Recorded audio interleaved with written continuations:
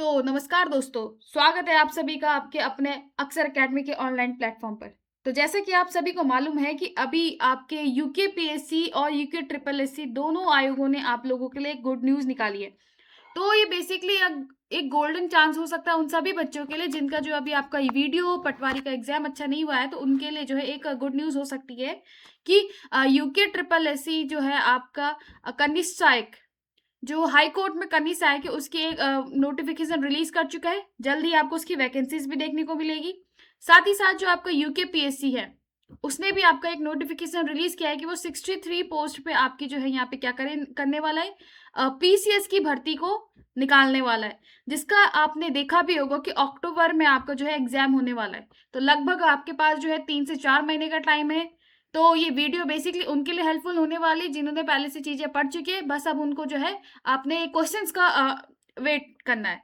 चलिए, तो क्लास का टाइम को ज़ाय किए बगैर हम आपके क्वेश्चंस के साथ शुरुआत करते हैं। तो आज की क्लास में हम जो है टोटल 25 प्रश्नों को देखने वाले, और इन 25 प्रश्नों में हम देखेंगे कि आपके जो प्रियम्बल और जो हमारे कॉन्स्टिट्यूशन के सोर्सेज हैं, वहां से क्वेश्चन किस तरीके से बन सकते हैं।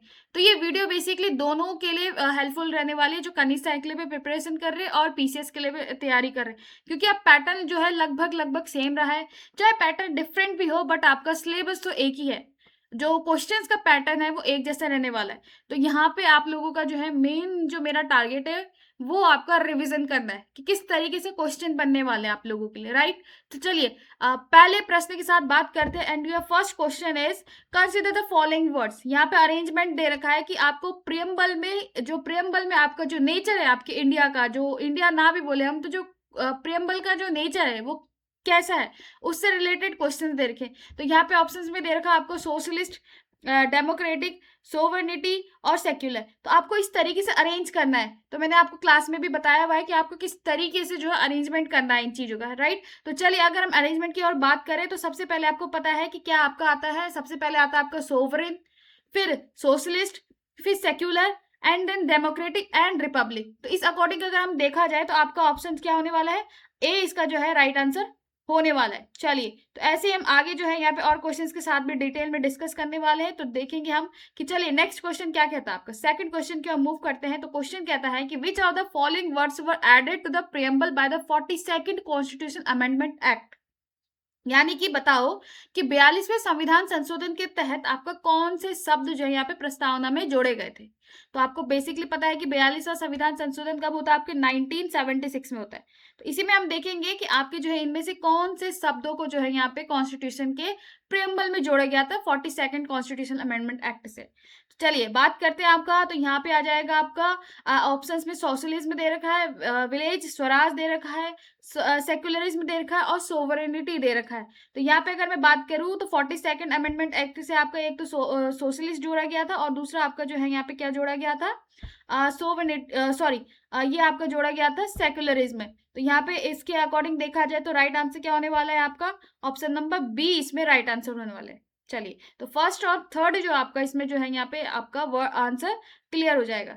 चलिए, तो ऐसे ही हम थर्ड क्वेश्चन की ओर मूव करते हैं। And your third question is कि तीसरा प्रश्न कहता है कि the objective of the preamble of the Indian constitution is to secure all the citizen. यानी कि जो आपका संविधान की जो प्रियम्बल है, यानी कि जो आपका प्रस्तावना है, उसका क्या मुख्य लक्ष्य है कि हम अपने नागरिकों को क्या चीजें सुनिश्चित करवाएंगे। तो पहला दे रखा है सोशल एंड इकोनॉमिक जस्टिस, यानी कि सामाजिक तथा आर्थिक न्याय, freedom of thought and expression, विचार तथा अभिव्यक्ति की स्वतंत्रता, इक्वलिटी ऑफ अपॉर्चुनिटी यानी अवसर की समानता, डिग्निटी ऑफ द इंडिविजुअल यानी कि व्यक्ति की प्रतिष्ठा। इसी प्रकार से हम देखेंगे कि यहाँ पे राइट आंसर क्या होने वाला है। तो थर्ड का आंसर आपका होने वाला है ऑल ऑफ द अबव। आपको पता है कि प्रेम्बल जो आपकी क्या कहती है कि जो नागरिक है उसको सामाजिक और आर्थिक न्याय भी मिलेगा, उसको अपने विचार और अभिव्यक्ति की स्वतंत्रता भी मिलेगी, अवसर की समानता भी मिलेगी, और साथ ही साथ जो देश है यानी कि राज्य, उसका कर्तव्य क्या होगा कि व्यक्ति की प्रतिष्ठा को भी सुनिश्चित करे। तो सारे के सारे यहाँ पे आपके ऑप्शन यहाँ पे सही होने वाले। चलिए, ऐसे ही हम नेक्स्ट क्वेश्चन की ओर मूव करते हैं। फोर्थ क्वेश्चन इज, यहाँ पे देखो कुछ केसेस दे रखे हैं आपके प्रेम्बल से रिलेटेड। तो यहाँ पे पहला प्रश्न दे रखा है, पहले जो आपका फोर्थ क्वेश्चन है वो दे रखा है कि in which of the following cases did the supreme court hold that the preamble is a part of constitution. Hindi में देखेंगे हम, निम्नलिखित में से किस वाद में उच्चतम न्यायालय ने धारणा प्रस्तुत की कि उद्देश्य संविधान का भाग है? तो बेसिकली देखा जाए तो यहाँ पे आपने कई केसेस देखे होंगे, जैसे गोलकनाथ केस, केशवानंद भारतीवाद। तो इसी तरीके से आपके जो है यहाँ पे कुछ केसेस भी देखे। तो यहाँ पे अगर मैं बात करूं तो सी इसमें राइट आंसर होने वाला कि Bommai versus union of India. तो Bommai versus union of India जो है आपका यहाँ पे देखने को मिलेगा। अब ये जो पॉइंट है आपको बोमाई वाला आपको डायरेक्ट लक्ष्मीकांत में देखने को मिलेगा। तो इसका जो है यहाँ पे सोर्स आप लक्ष्मीकांत भी ले सकते हैं कि लक्ष्मीकांत में ये आपको दिया गया। तो जिन बच्चों ने लक्ष्मीकांत पढ़ी है तो वो आपने आंसर इस क्वेश्चन का बहुत ईजी वे में दे सकते हैं। चलिए इसी तरीके से फिफ्थ क्वेश्चन की हम बात करते हैं, राइट।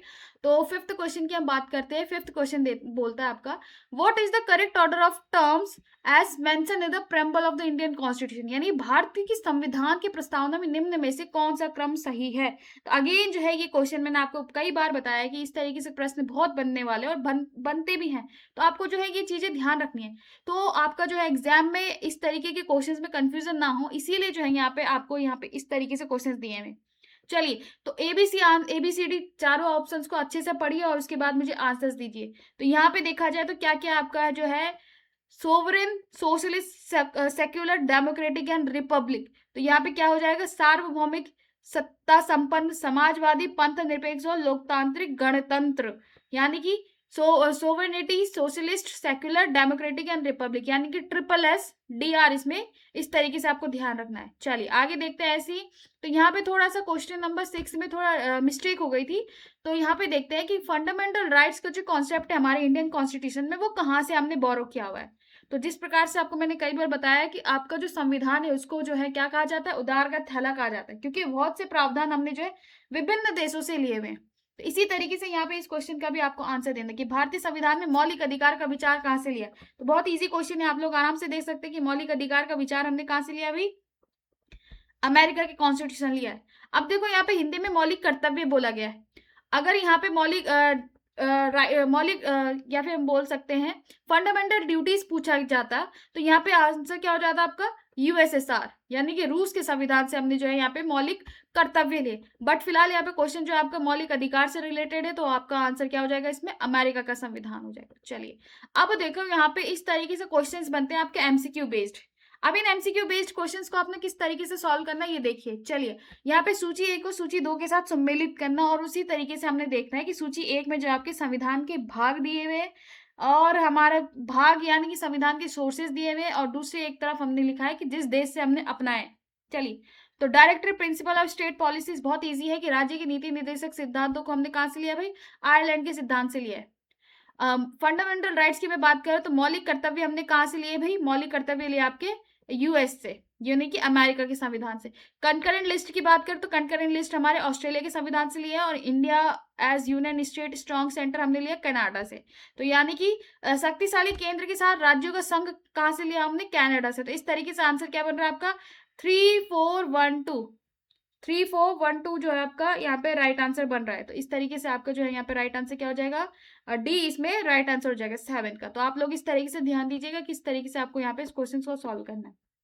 चलिए अगेन जो है यहाँ पे अगेन ये हमने रिपीटेड क्वेश्चन हो चुका आप लोगों के लिए कि India borrowed the concept of concurrent list from which of the following country. तो अगेन जो है ये आपका इजी क्वेश्चन हो गया कि हमने कंकरेंट लिस्ट कहाँ से लिए भाई, ऑस्ट्रेलिया से लिए। अभी हमने नेक्स्ट पिछले क्वेश्चन में भी हमने ये सॉल्व किया था। चलिए 9th क्वेश्चन की हम बात करते हैं। देखो 9th क्वेश्चन, चलिए मैच द लिस्ट की बोला है ना कि हमें मैच द फॉलोइंग करनी है। तो यहाँ पे दे रखा है कि कॉन्स्टिट्यूशनल और अमेंडमेंट दे रखे, यानी कि हमें संवैधानिक प्रावधान दे रखे, कॉन्स्टिट्यूशनल प्रोविजन दे रखे, और हमने देखा है कि दूसरे कॉलम में दे रखे आपको को सोर्सेस, यानी कि कौन से देश से लिए। तो रूल ऑफ लॉ हमने, विधि का शासन हमने कहाँ से लिया भाई, विधि का शासन। अब देखो यहाँ पे आपको जो है ऑप्शंस नहीं मिलेंगे, तो आपको यहाँ पे ऑप्शंस अपने आप बनाने पड़ेंगे। तो विधि का शासन हमने लिया है भाई कनाडा के, सॉरी कनाडा नहीं, विधि का शासन हमने लिया है भाई आपके कनाडा से नहीं लिया हमने, विधि का शासन लिया है, 1 मिनट वेट करिएगा, विधि का शासन हमने लिया आपका इंग्लैंड के संविधान से। तो रूल ऑफ लॉ हमारा इंग्लैंड का संविधान हो जाएगा। प्रोसीजर स्टैब्लिश्ड बाय लॉ, यानी कि विधि द्वारा स्थापित प्रक्रिया हमने ली है जापान से, जापान हो जाएगा इसमें। गवर्नर रिजर्विंग अ बिल, अब देखो ये भी मैंने आपको बताया कि राष्ट्रपति के लिए राज्यपाल कुछ बिलों को जो है क्या करता है, सुरक्षित रखता है। अब वो कौन-कौन सी कंडीशंस होती है आप लोग डिटेल में क्लास में देख लीजिएगा। ये आपका 4 हो जाएगा और कंकरेंट लिस्ट का विस्तार हमने अगेन जो है यहाँ पे ऑस्ट्रेलिया देखा। तो इसमें राइट आंसर क्या हो जाएगा भाई 2, 3, 4, 1 इसमें राइट आंसर हो जाएगा। तो 2, 3, 4, 1 इसमें राइट आंसर हो जाएगा। चलिए इसी प्रकार से हम 10वें प्रश्न की ओर बात करते हैं। 10th क्वेश्चन क्या देखता है।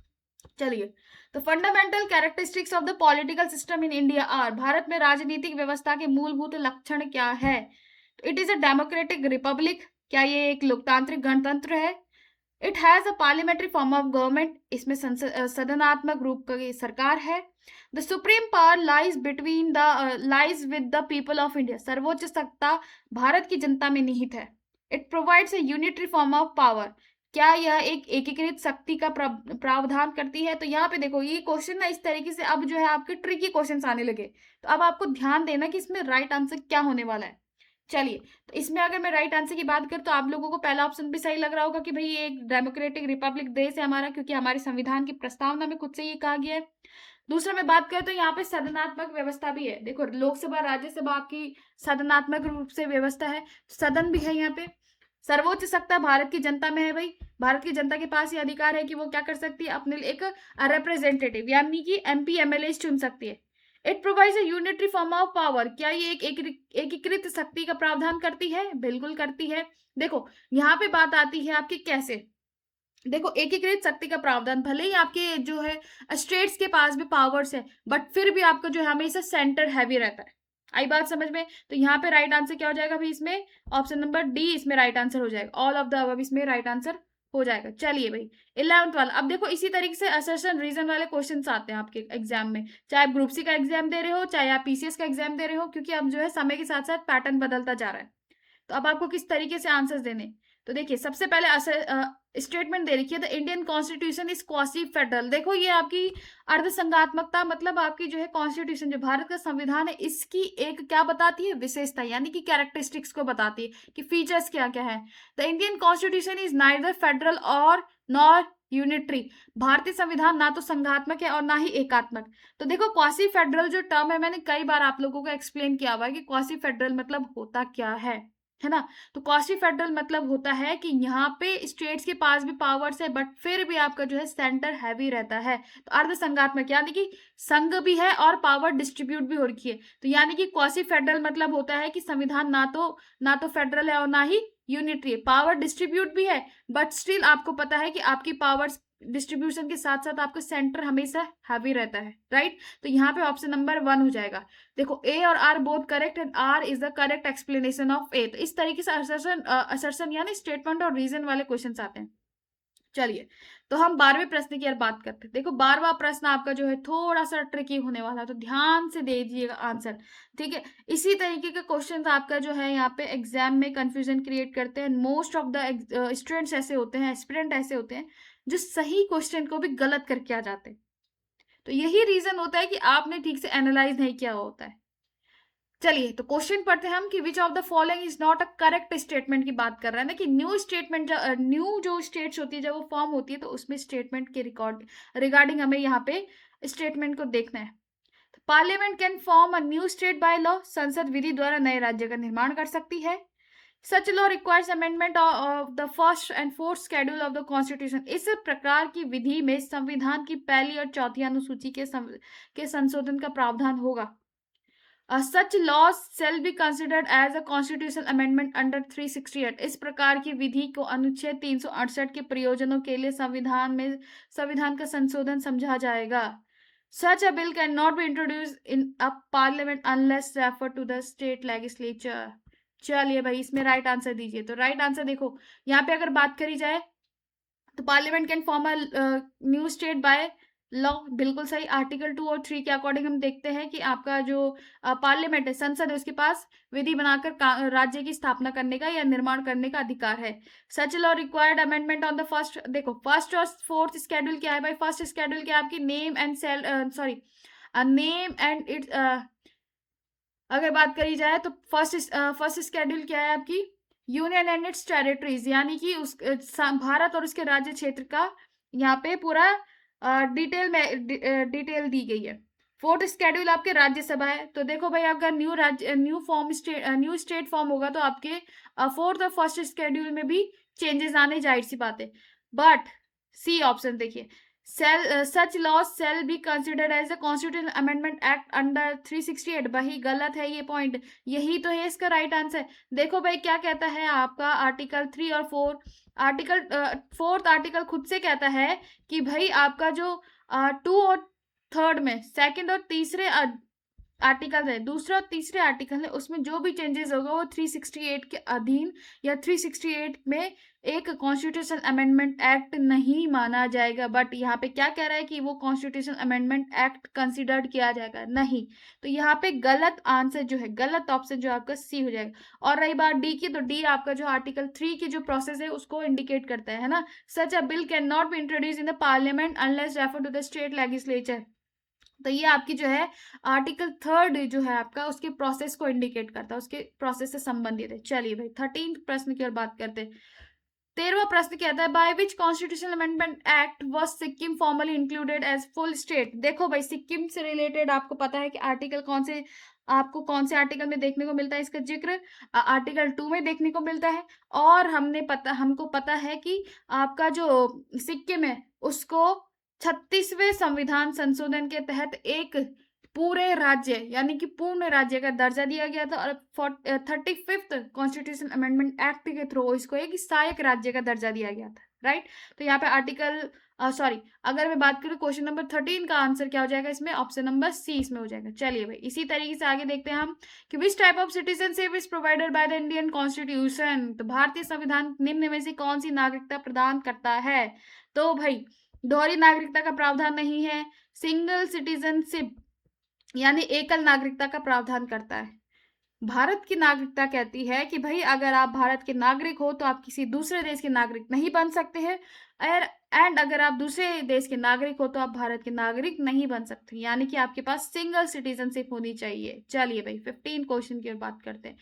The provision of single citizenship in Indian constitution is inspired by which countries constitution. भारतीय संविधान में शामिल एक ही नागरिकता किस देश के संविधान से प्रेरित है। तो भाई इसका आंसर तो बहुत इजी है, ब्रिटेन के संविधान से हमने क्या है यहाँ पे आपकी एकल नागरिकता का प्रावधान लिया गया है। चलिए भाई 16 को देखते हैं। 16 देखते हैं कि which of the following words is not mentioned in the preamble of constitution. तो बेसिकली देखा जाए तो आज सारे के सारे क्वेश्चन जो आपके प्रेम्बल से रिलेटेड है, फिर हम एक एक करके आपके जो है नेक्स्ट आगे चलते रहेंगे। तो जैसे आज हम प्रेम्बल पे चर्चा करेंगे, इसके बाद आपके पार्ट 1 पे चर्चा करेंगे, कॉन्स्टिट्यूशन असेंबली में चर्चा करेंगे, है ना। तो इसी तरीके से क्वेश्चंस आपके रिवीजन के लिए हम लेके आते रहेंगे। इसी प्रकार से पॉलिटी के बाद हम ज्योग्राफी, हिस्ट्री, उत्तराखंड की ओर भी मूव करेंगे, राइट।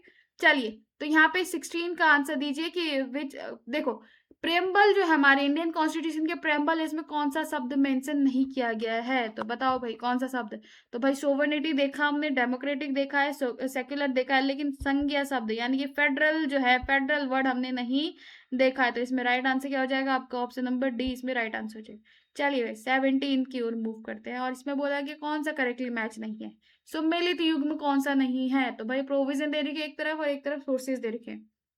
चलिए फंडामेंटल राइट्स, मौलिक अधिकार कहाँ से लिए भाई हमने, मौलिक अधिकार हमने यहीं से लिए, अमेरिका से लिए। डायरेक्टर प्रिंसिपल कहाँ से लिए, आयरलैंड से लिए। रेसिडुअल पावर ऑफ, केंद्र की अवशिष्ट शक्ति हमने ऑस्ट्रेलिया से नहीं ली है, बल्कि हमने ली है कनाडा से। तो इसमें राइट आंसर क्या हो जाएगा भाई आपका, ऑप्शन नंबर सी इसमें राइट आंसर हो जाएगा कि कनाडा से हमने जो है यहाँ पे ऑस्ट्रेलिया के संविधान से नहीं लिया, हमने कनाडा से लिए। चलिए 18 की ओर मूव करते हो। 18 तो देखो, चल इसी तरीके से सॉल्व करना है, इसी तरीके से क्वेश्चंस बनने वाले भाई आपके, ठीक है।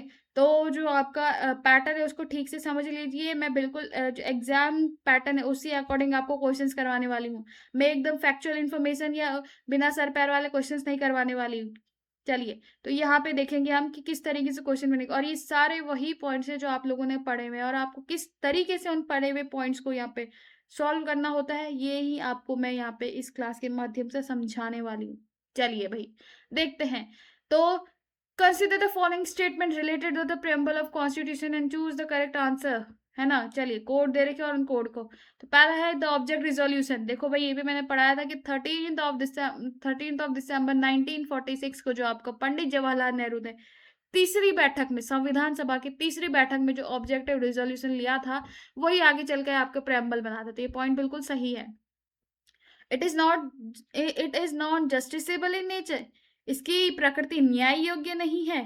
क्या ये न्याय योग्य नहीं है? तो भाई यहाँ पे अगर देखा जाए तो न्याय योग्य है ना। It can not B amendment, क्या ये संशोधित नहीं किया जा सकता? भाई किया जा सकता है, इसका हमें एक एग्जाम्पल भी पता है। 42nd अमेंडमेंट एक्ट 1976, यहाँ पे आपका एक एग्जाम्पल भी है।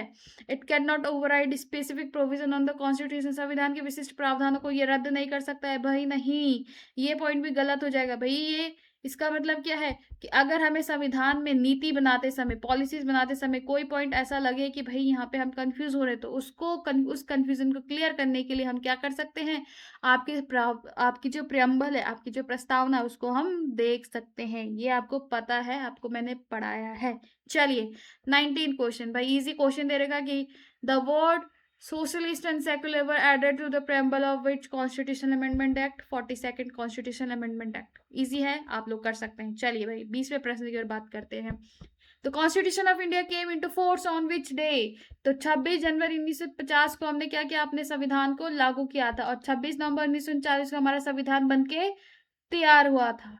तो तैयार होने में और लागू होने में फर्क है, ध्यान दीजिएगा। चलिए भाई, तो कॉन्स्टिट्यूशन ऑफ इंडिया, भाई देखो यहाँ पे कॉन्स्टिट्यूशन ऑफ इंडिया की क्या बताई गई है, प्रकृति बताई जा रही है, यानी कि नेचर कैसा है। तो क्या हमारा संविधान फ्लेक्सिबल है, अत्यंत लचीला? अब देखो लचीले शब्द का मतलब है कि क्या यहाँ पे कॉन्स्टिट्यूशन अमेंडमेंट हो सकते हैं, संविधान संशोधन हो सकता है? तो बिल्कुल हो सकता है। किसी एक संविधान संशोधन की प्रक्रिया हमारे संविधान में दे रखी है। अत्यंत कठोर मतलब ये है कि क्या हमारे संविधान में कोई भी अमेंडमेंट का प्रावधान है या नहीं? तो बिल्कुल गलत। हमारा संविधान में प्रावधान है। हमारा संविधान कैसा है? हमारा संविधान लेस रिजिड, यानी कि कठोर कम और लचीला अधिक है। यानी कि हम जो है अपने संविधान में संशोधन कर सकते हैं, अमेंडमेंट कर सकते हैं, बट ऐसे नहीं कि मुंह चला, मन किया तो आज चले गए, हमने संविधान संशोधन कर दिया, नहीं, उसकी अपनी एक अलग प्रक्रिया है। तो यानी कि हमारा संविधान कैसा है? कठोर भी है लेकिन लचीला भी है, यानी कि कैसा है?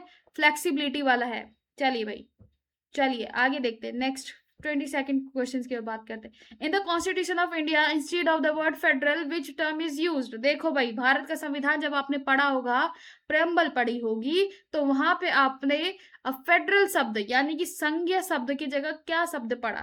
तो क्या वहां पे आपने संघीय राज्य पढ़ा यानी फेडरल स्टेट पढ़ा? क्या आपने राज्यों का संघों का राज्य यानी कि यूनियन ऑफ फेडरेशन पढ़ा? नहीं। हमारा भारत कैसा है? यूनियन ऑफ स्टेट्स, यानी कि आपका आर्टिकल 1 क्या कहता है? भारत अर्थात India shall be the union of state, यानी कि भारत अर्थात इंडिया राज्यों का संघ होगा, है ना। तो हमारे यहाँ पे कैसा है? संघात्मक व्यवस्था के रूप में हम देख सकते हैं इसको। चलिए भाई, यहाँ पे एक अगेन इंटरेस्टिंग क्वेश्चन आपके सामने आ चुका है और आप 23rd क्वेश्चन का आंसर दीजिए।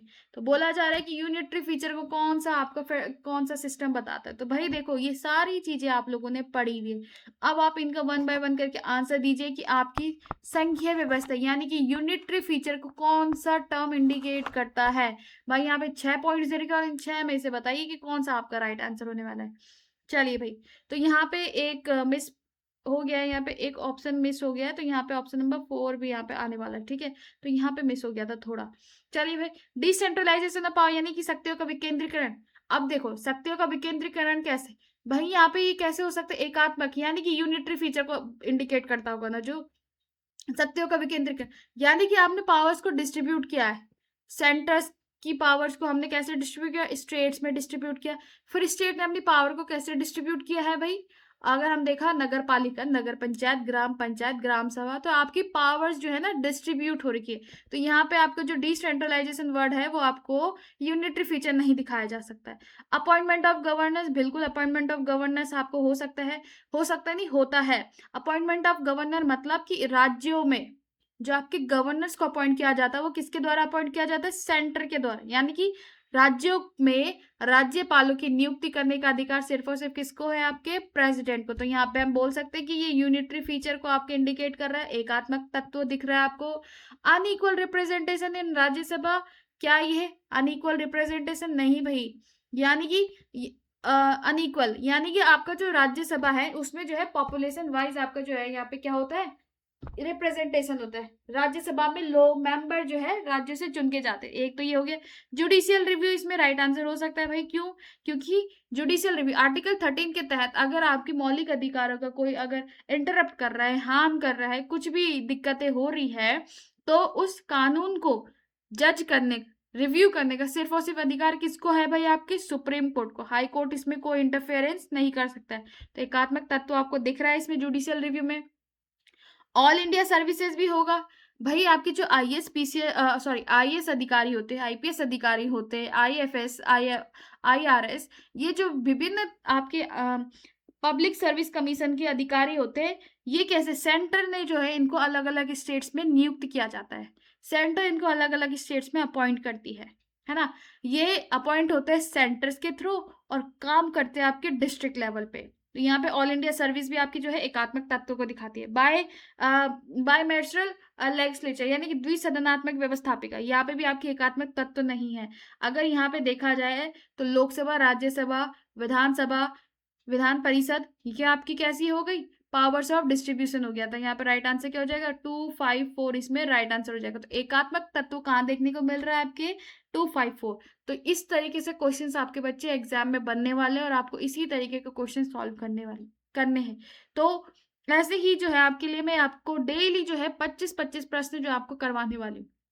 चलिए, तो पहले हम पॉलिटी के सेक्शन को कंप्लीट करेंगे, फिर हम उसके बाद नेक्स्ट सब्जेक्ट में मूव ऑन करेंगे और उत्तराखंड का भी आपको जो है रेगुलर बेसिस में मैं कंटेंट आपको एग्जाम क्वेश्चन जो है यहाँ पे सॉल्व करवाती रहूंगी। चलिए, तो बात करते हैं आपकी which are the following features is common in both Indian and American federation. भाई देखो, यहाँ पे बात की जा रही है, आपने सोर्सेज पढ़े इंडियन कॉन्स्टिट्यूशन के, तो भाई आप बता सकते हो कि आपको जो है इंडियन कॉन्स्टिट्यूशन में और अमेरिकन कॉन्स्टिट्यूशन हाँ, अमेरिकन फेडरेशन, क्योंकि वो राज्यों का संघ है। कैसा है आपका?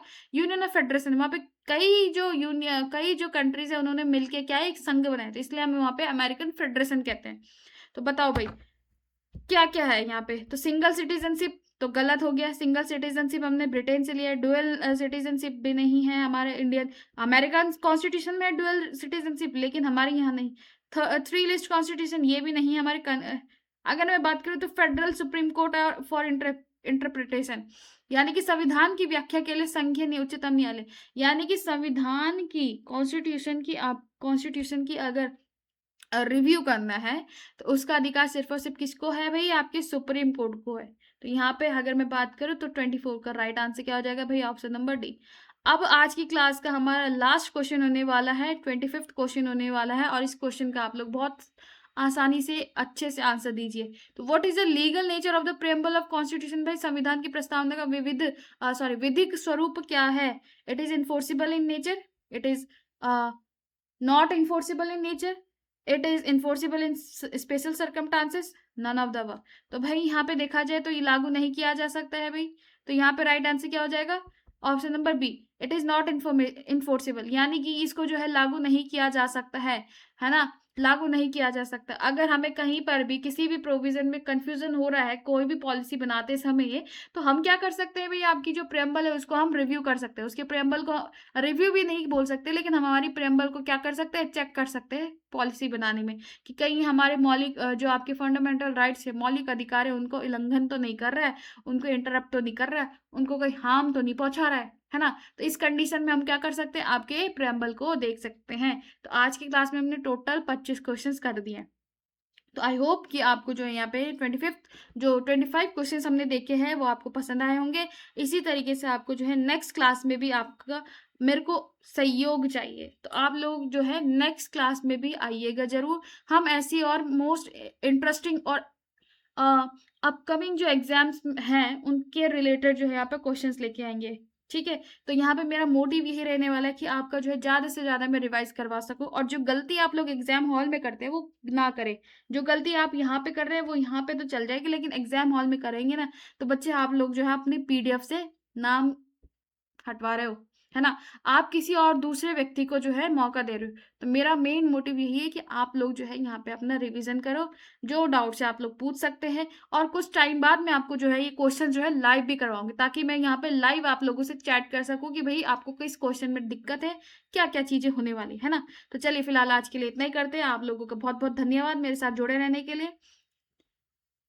मिलते हैं आपसे नेक्स्ट वीडियो में। तब तक के लिए जय हिंद, जय Bharat, Vande Mataram, God bless you all.